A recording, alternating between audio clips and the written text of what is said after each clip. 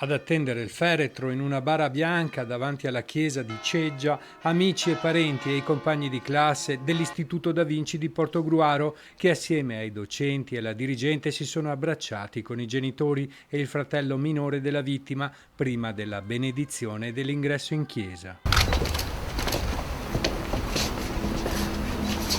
Molte persone assiepate sul sagrato della chiesa hanno potuto seguire la cerimonia grazie agli altoparlanti. Era pieno di vita, allegro, sveglio, sempre sorridente.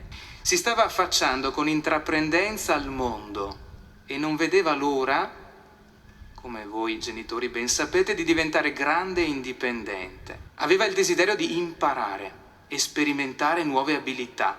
Guardava al futuro con grandi progetti e attese. Per l'ultimo saluto a Giuliano De Seta è stato proclamato il lutto cittadino, uffici chiusi, bar e saracinesche abbassate per 2 ore. In concomitanza con i funerali, in tutto il Veneto gli operai si sono fermati per un'ora di sciopero, 2 in provincia di Venezia, con assemblee nei luoghi di lavoro per aumentare la consapevolezza dei rischi negli ambienti di lavoro e per sensibilizzare le istituzioni a dare risposte concrete. Per l'ultimo abbraccio al termine della funzione, gli amici, i genitori e i compagni di classe hanno letto 3 lettere di ricordo del giovane scomparso.